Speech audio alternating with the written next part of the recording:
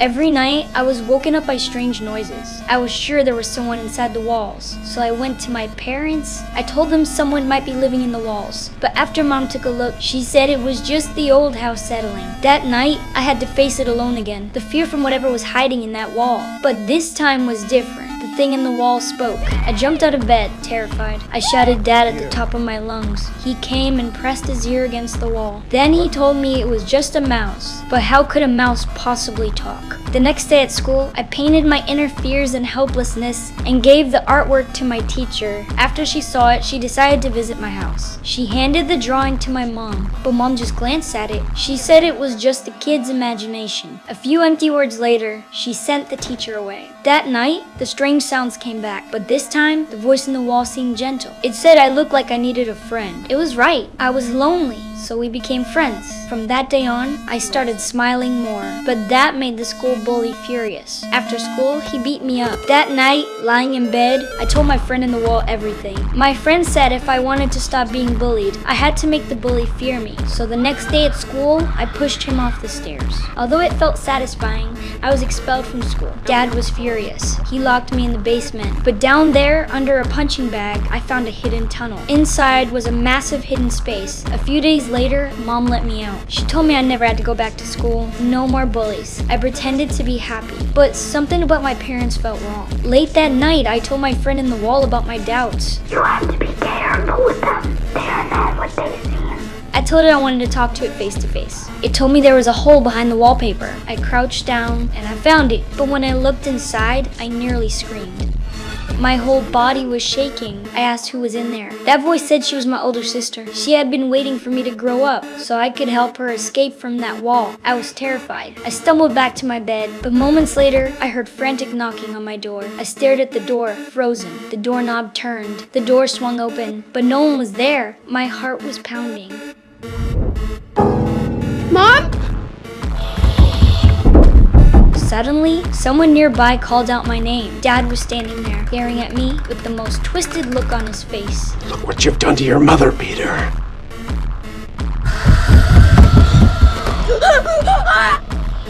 Peter! It was all just a dream. The next night, my sister in the wall kept trying to convince me. She said our parents hated me. Once they got tired of me, they would kill me, and I would be the next one locked inside the wall. I didn't believe her, but she told me there was a secret buried in the garden. Early the next morning, I went to the spot she described. A moment later, I froze. Buried in the dirt was a skeleton. Just then, Mom appeared behind me. I lied and said I was just picking out a pumpkin. She believed me. Back in my room, my sister finally told me the truth. She was born deformed. Her ugly appearance disgusted our parents. Many years ago, on Halloween, a little girl came to our house for candy. My older sister could no longer endure the abuse. She begged the girl to help her escape, but our parents couldn't let anyone find out what they had done, so they killed the girl. After hearing everything, I promised my sister I would save her. I snuck into my parents' bedroom. I called my teacher and begged for help, but before I could say more than a few words, Mom appeared right behind me. She was furious. She dragged me back to my room, and she saw the torn wallpaper. She completely lost it. Shaking all over, she warned me,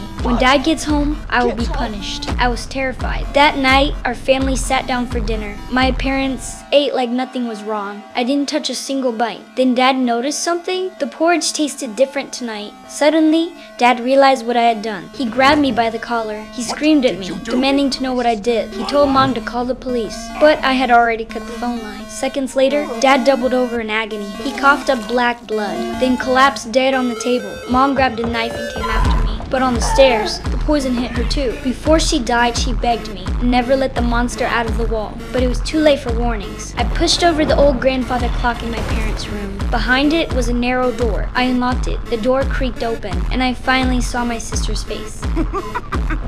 I quickly ran back to my room and shut the door, and that's when I realized the truth. I had just released a monster. Meanwhile, downstairs, the bully I pushed off the stairs had returned. They came for revenge. The front door opened on its own. They put on their masks and walked inside. They had no idea what was waiting for them. They smash things whenever they see them. Then one of them noticed something strange on the piano. He gripped his baseball bat and stepped closer.